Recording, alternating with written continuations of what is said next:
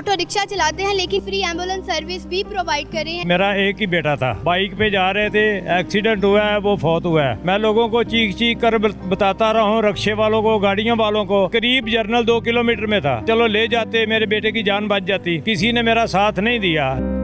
मैं इसलिए ये चला रहा हूँ कि मेरी तरह कोई और भी आदमी बे औलाद ना हो जाए। जब भी कोई कॉल करता है मैं उसी वक्त उसके घर पहुँच जाता हूँ, करीबी हॉस्पिटल में, तो मैं उसको पहुँचा देता हूँ। क्या उम्र थी आपके बेटे की? 24 साल 8 माह उम्र थी। जवान बेटा। उसके एक बेटा है, एक बेटी है। मकरूज हो रहा हूँ मगर मैं अपना काम मिशन पूरा जारी रखा हुआ है। मेरे हाथों में उसका सर था जब उसकी डेथ हुई है, किसी ने मेरा एहसास नहीं किया आज तक। अस्सलाम वालेकुम नाज़रीन, मैं हूं आपकी मेज़बान फ़ाइका राना और आप देख रहे हैं नई बार डिजिटल। नाज़रीन, मैं आज आपकी मुलाकात एक ऐसे शख्स से करवाने जा रही हूं जिन्होंने इंसानियत की आला मिसाल कायम कर दी, जो ऑटो रिक्शा चलाते हैं लेकिन इसी के साथ फ्री एम्बुलेंस सर्विस भी प्रोवाइड कर रहे हैं। इसकी क्या वजह है?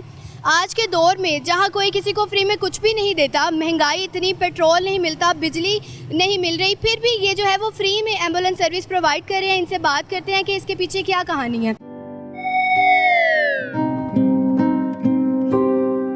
अस्सलाम वालेकुम सर। वालेकुम सलाम। सर क्या नाम है आपका? बाबा गुलजार अहमद। अच्छा, मुझे बताइएगा कि आप फ्री एम्बुलेंस सर्विस प्रोवाइड कर रहे हैं, इसके पीछे क्या रीज़न है, क्या वजह है कि आपने एकदम से सोचा, या क्या वजह है?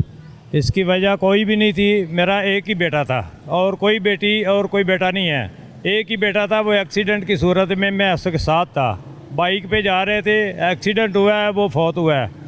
मैं लोगों को चीख चीख कर बताता रहा हूँ, रिक्शे वालों को, गाड़ियों वालों को, कि इसको उठा के पहले 2 नंबर गेट के सामने एक्सीडेंट हुआ था, कि करीब जर्नल 2 किलोमीटर में था, जर्नल हॉस्पिटल, चलो ले जाते, मेरे बेटे की जान बच जाती। किसी ने मेरा साथ नहीं दिया। ना देने की वजह से उसकी मौके पे ही डेथ हो गई है। उसके छोटे छोटे बच्चे हैं। मेरा घर किराए का है। ये रिक्शा मैंने उसकी बाइक फ़रोख्त की थी और अपनी बीवी की डंडियाँ फ़रोख्त की हैं। ये रिक्शा लिया और मैं इसलिए ये चला रहा हूँ कि मेरी तरह कोई और भी आदमी बे औलाद ना हो जाए।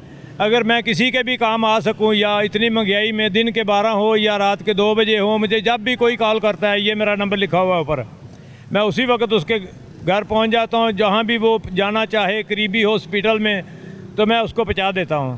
अच्छा, क्या उम्र थी आपके बेटे की? मेरे बेटे की 24 साल 8 माह उम्र थी। बहुत मतलब जवान बेटा था। जवान यंग जवान था वो। उसके एक बेटा है, एक बेटी है। उनका भी अखराजात है, मेरे घर भी किराए का है, वो भी अखराजात है। और ये फ्री चलाने से मकरूज हो रहा हूँ मगर मैं अपना काम मिशन पूरा जारी रखा हुआ है। रिक्वेस्ट करता हूँ सैयद मोहसिन नकवी साहब से कि मेरे तरफ थोड़ी सी तवज्जो दें, मेरा एहसास करें कि मैं ये काम चलाता रहूं। हमारे मुल्क में बहुत लोग सरमायादार हैं जिनको पता ही नहीं है कि मेरे पास कितना पैसा है। अगर वो थोड़ी बहुत ही मेरी हेल्प करेगा तो मैं ये सिलसिला चलाता रहूँगा, कर्जे से बच जाऊँगा, मकरूज होने से बच जाऊँगा। अच्छा, ये आप कर्जा लेके लोगों की मदद कर रहे हैं, तो आप अपने घर का जो खर्चा है वो किस तरह से उठाते हैं? उधार दुकानों पे उधार लगा हुआ है, दूध वाली दुकानों पे उधार लगा हुआ है, गैस हदार डाल रहा हूँ, मोबाइल हदार डाल रहा हूँ। किसी न किसी जगह से कोई हेल्प होगी तो चलो कर्जा उतार दूंगा, वरना कितनी देर ये पीसता रहूँगा। एक दिन रिक्शा बेच के सारा कुछ फरोख्त कर दूंगा, वो कर्जा उतार लूँगा, मजदूरी कर लूँगा। अगर मेरा मिशन तो यही है कि मैं आवाम की खिदमत करूँ और ज़्यादा से ज़्यादा अपने बेटे के लिए और भी लोगों की हेल्प करूँ। कितना अर्सा हो गया आपके बेटे का एक्सीडेंट किस तरह से हुआ था? मैं और मेरा बेटा दोनों जा रहे थे, साथ रिजवी को पकड़ा हुआ था 21 में, 2021 की बात है, तकरीबन 21 अक्टूबर की बात है। एक पीछे से शाह जोर वाला आया, उसने टक्कर मारी है। मेरा बेटा दाईं तरफ गिरा है, उसके सर के ऊपर से पिछला टायर गुजर गया है। मैं बाईं तरफ पे गिरा हूँ, मुझे चोटें आई हैं मगर बच गया हूँ। उसको संभाला है, मेरे हाथों में उसका सर था जब उसकी डेथ हुई है। किसी ने मेरा एहसास नहीं किया आज तक। तो कोई भी नहीं आया उठाने की? इतना बेरहम कोई भी नहीं हो सकता कि कोई आपके बेटे को उठाने ही नहीं आया? एम्बुलेंस वालों को कॉल की थी, उनका चरड़ में डिफेंस में यूनिट था, वहाँ से आने से पहले मेरे बेटे का इंतकाल हो चुका था। अगर मौके पे कोई रिक्शे वाला, कोई गाड़ी वाला मेरा एहसास करता, मेरे साथ हेल्प कर देता, तो मेरे बेटे की शायद ज़िंदगी बच जाती। मगर वो छोटे छोटे बच्चे हैं, उनका बाप है, वो क़यामत के रोज़ मेरा गिरेबान ना पकड़े, उनका भी ये करता हूँ, अपने घर के लिए भी करता हूँ। ये फ्री एम्बुलेंस सिलसिला भी चला रहा हूँ।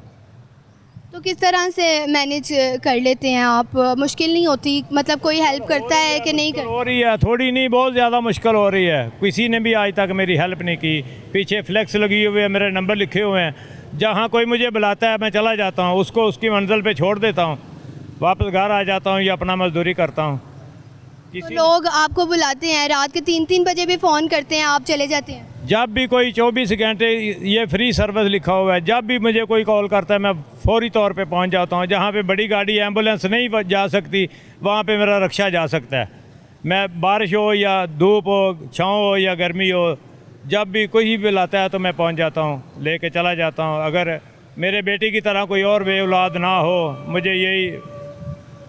अच्छा, कभी आपको इतनी मुश्किल आती हो कि भाई खर्चा ही पूरा नहीं हो रहा, घर का भी नहीं हो रहा, बाहर का भी नहीं, पेट्रोल इतना महंगा हो गया है, तो कभी आपका दिल किया कि मैं छोड़ दूं ये इंसानियत और ना करूं किसी की मदद? उधार ले लेता हूँ बहनों भाइयों से, मोहल्लेदारों से उधार ले लेता हूँ, वो कर्ज़ा उतार लेता हूँ। कभी कभी सर पे कर्ज़ा चढ़ जाता है, कभी मजदूरी में इजाफा हो जाता है, कभी कम हो जाता है, मगर मैं छोड़ने का नहीं सोच रहा। ये सोच रहा हूँ कि अगर मेरी कोई हेल्प करेगा तो मेरा ये सिलसिला आगे तक चलता जाएगा। अच्छा, उन लोगों के लिए क्या पैगाम देंगे जो बेरहमी के साथ गुजर जाते हैं, एक्सीडेंट में कोई तड़प रहा है उसको नहीं पकड़ते और जाने देते हैं, खुद चले जाते हैं, किसी को खबर नहीं होती?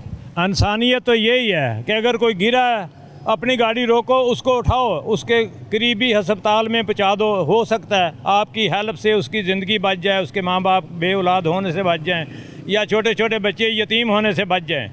मगर हर आदमी इतनी मसरूफ़ियत में है, अपनी अपनी दौड़ है हर आदमी की। हम इतनी मसरूफ़ियत होने के बावजूद भी ये काम कर रहे हैं, इसीलिए कि अपने आप में अंदर एहसास पैदा हुआ है कि मेरी तरह कोई और आदमी बे औलाद ना हो जाए। अच्छा, इसके अलावा कोई काम नहीं करते आप? सिर्फ ऑटो रिक्शा चलाते हैं? सिर्फ ऑटो रिक्शा चलाता हूँ और कोई भी काम नहीं करता। ऑटो रिक्शा तो वैसे ही कम कमाई होती है, इतनी कमाई नहीं होती, तो उस पर भी आप फ्री सर्विसेज दे रहे हैं?